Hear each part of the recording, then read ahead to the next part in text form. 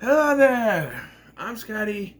You're now. Welcome back to the Dragon Ball Z review series where we are constantly trying to figure out the canon of these movies. And again, this just adds more fuel to the fire, I guess. We are back with Broly Second Coming. Did there need to be a continuation of the Broly story? No.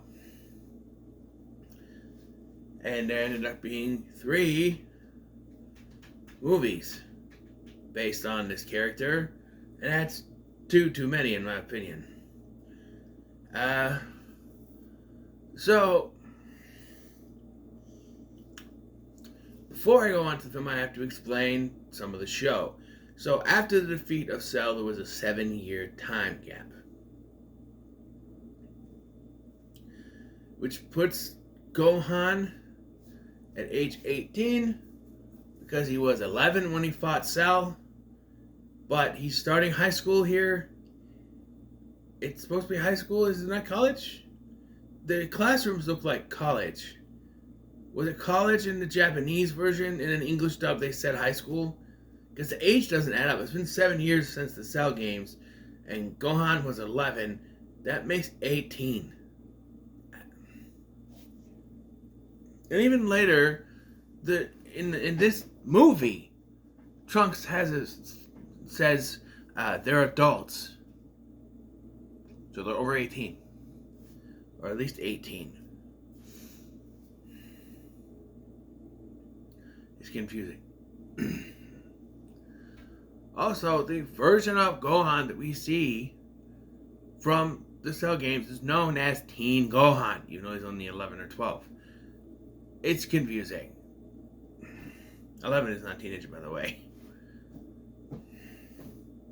Anyway, Gohan grows up to be a teenage adult, where he is going to high school, or college, or whatever.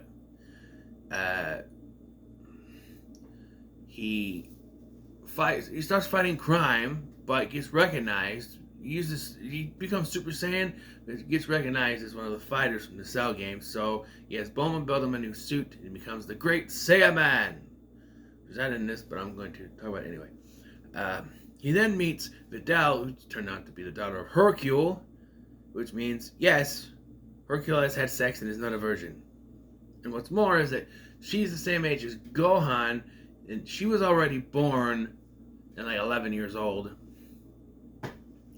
back when the Cell games was around. So something happened. Who knows? Look at me. So yeah, there's that. And then, so the canonicity of this movie is hard to put in question, because when he meets Videl, she has pigtails, and then she cuts her hair and learns how to fly. And yes, she can actually fight, unlike her father.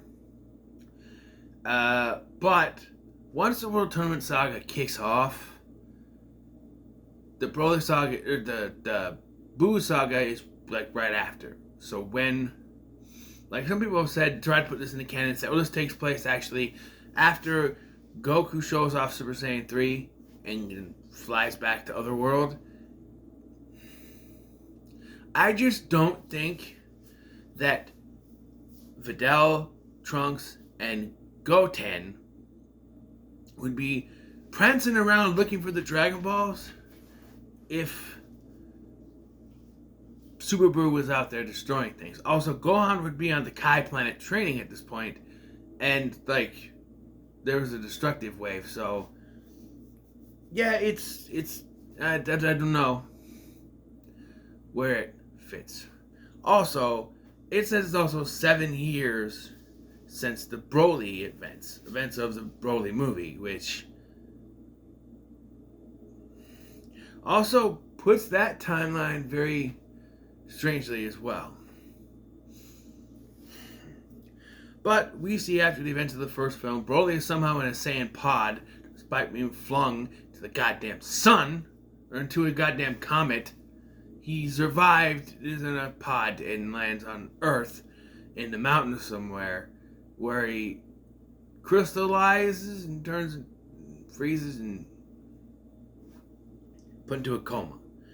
7 years later, in the main timeline, Goten, Trunks, and Videl are searching for the Dragon Balls when they happen upon a village who are going to sacrifice this little girl to a monster which turns out to be a dinosaur. We meet this shaman who is known as the village idiot.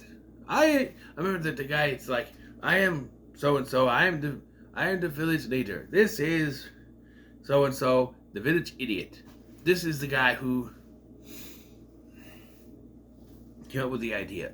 But Vidal comes up with an idea that, hey, or Trunks does too. Trunks actually comes up with the idea, hey, we'll take care of this monster for you, and you give us your necklace. Now the necklace he's wearing has a big orange ball on it, so you think that's the last Dragon Ball they need. No, it's just a necklace. Why that wasn't a Dragon Ball, I don't know. But it's just a necklace, because later they find the Dragon Ball is just laying there. Just laying there. But, proving that he is Goku's son, Goten starts to yell about being hungry. That's a Goku's son, alright. Then starts to whine and cry, which of course wakes up Broly because, as we know, Broly's grudge against Goku is that he woke him up when they were babies. So hearing Goten cry, even though it's not the same voice as young Goku, it's not Stephanie Nadroli here, it is a different voice actress, it still works apparently. And of course, Goten looks just like Goku as a little boy, and so somehow Broly thinks that's him. So this leads to a fight between the three, which does not go well because it's two kids and a teenager, or adult, or 18-year-old, or I don't know. Doesn't work. But Gohan proves that Piccolo trained him right because he appears out of fucking nowhere. Yeah, just boom, he's there. He knows that there's trouble. He shows up. Guess Piccolo trained him right because that's what Piccolo does. And yeah, so Broly and Gohan start to have a fight, which of course does not go well for Gohan because it's Broly. I should also mention that the shaman was exiled from the village. We find out in the next one. It's connected. I have to point that out. I remember that. He was exiled. I just remembered it, actually. Exiled from the village. So, yeah. So Gohan's battle with Broly does not go well. But I actually like how they don't... Like, they're trying to find the Dragon Balls and, like... They don't just, wish that Goku was back to fight him. Well, no, it's Gohan's fight. For the most part, it's Gohan's fight, and I like that. Because, I think what they were leaning towards at this time, and it eventually just scrapped, was that Gohan was the next generation. He was the one they were going to lean on. He was continuing his studies like his mom wanted, but he was also a great fighter. He was a great fighter, and he was a brilliant scientist. No, but, that sort of thing. And, you could tell that by the opening here, as it is Gohan who was front and center. You see the fights, all the fights they went through, and then a big poof of smoke making way to them, and Gohan and showing his life, and Goten and Trunks. Keep in mind here that Trunks is actually about a year or two older than Goten, because Goten was not born yet, and Trunks was a little baby the last time we saw him before the jump to this version. And admittedly, I do like the time jump.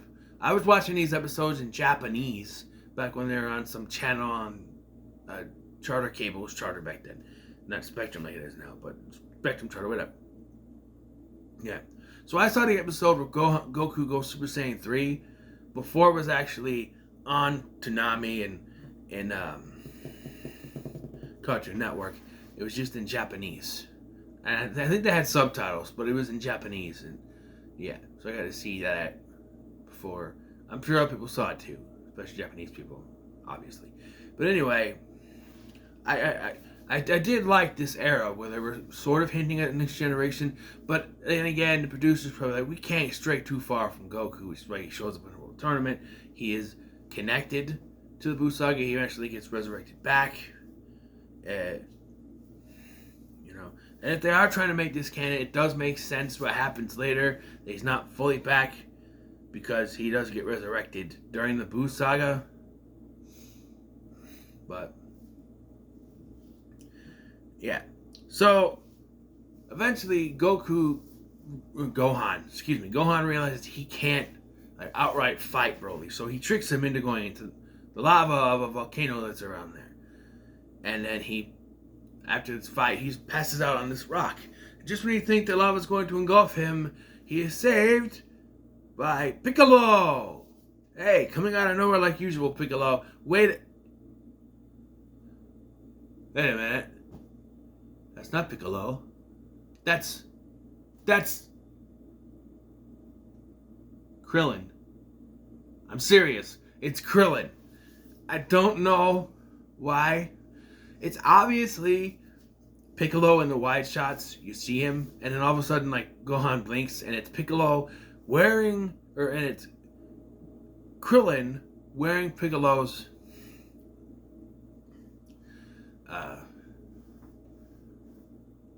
outfit for no reason. He just is, and he has hair.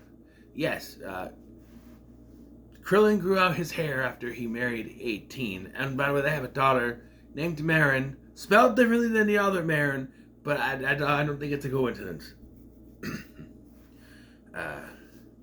Yeah, and he has hair, so he looks like young Gohan as well with the hair, black hair. It's black hair, like because everybody has black hair. The Japanese, right?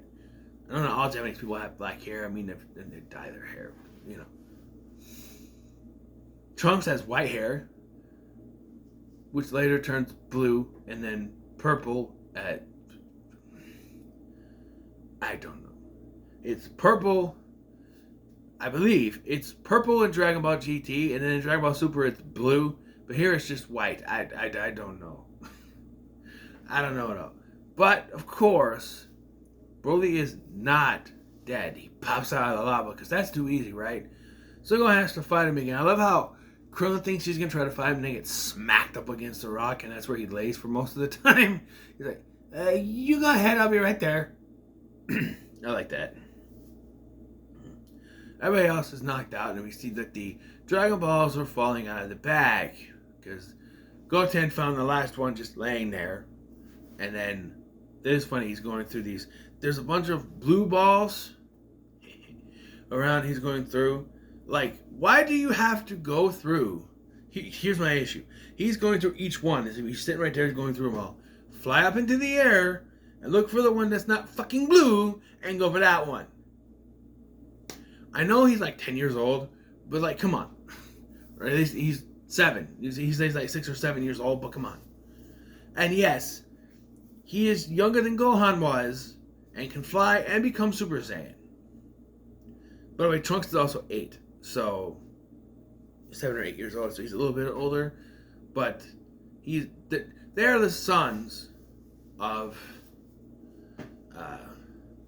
2 powerful Super Saiyans, so it's not really a question. Gohan took a little bit because I don't know. I felt like maybe Goten gets more training in than Gohan was able to because he was always been told by Chi-Chi he couldn't. I don't know, maybe it seems like since the events of the last one, she sort of lightened up on it. That's what it seems. Her character does change a bit, I think. Once the time jump happens, she's not as gung-ho on as she used to. But, yeah. Eventually, it comes down to Gohan and Broly.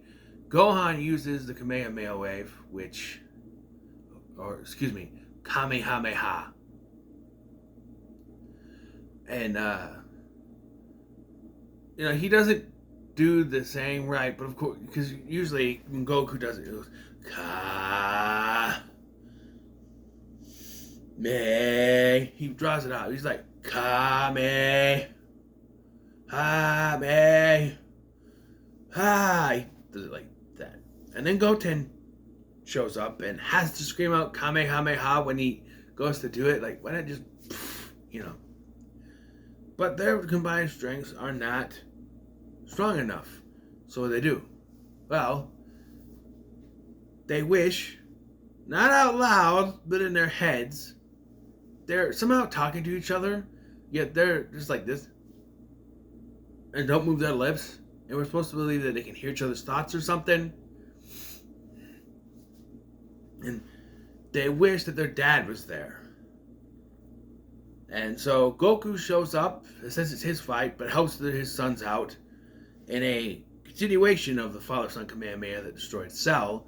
It's a new version with all three of them. And, but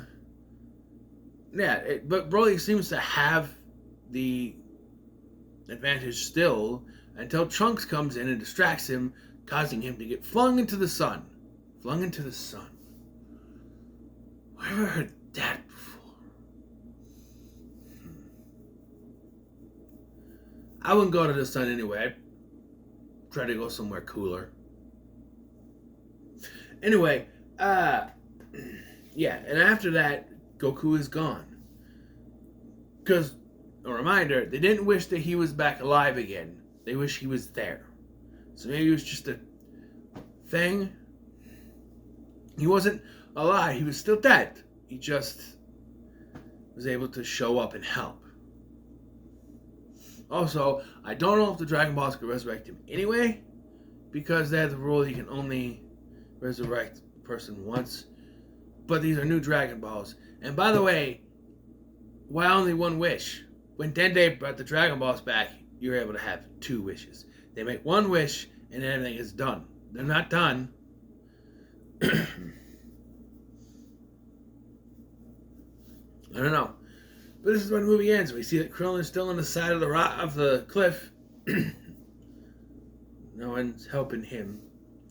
And meanwhile, Gohan and Vidal are arguing, and the kids are just like, "Oh, they're just adults." And then Goten is true to his family history. Goten is hungry again. So that's how the movie ends. To be continued in Bio Broly. This was not that bad. I'll give it a high middle of the road. It's not something that I think I would continually watch. It's not. I don't think it's even a necessary film, to be honest. Like, was Broly that popular they had to make 3 movies on him, or what? You gotta think this goes back to Japan, not just America. So they were coming out in America in the 2000s, but Japan in the 80s and the 90s with these ones. I don't know. It's confusing. It was really that popular. I think it was gonna be that popular. You needed 3 movies. Because let me tell you, the next one, if I remember correctly, it's No Sunshine and Roses. But anyway, what are your thoughts on Broly's Second Coming? Leave a comment below. Be sure to like, share, and subscribe. Thank you for watching. I'm Scotty, and I'll see you in the next one.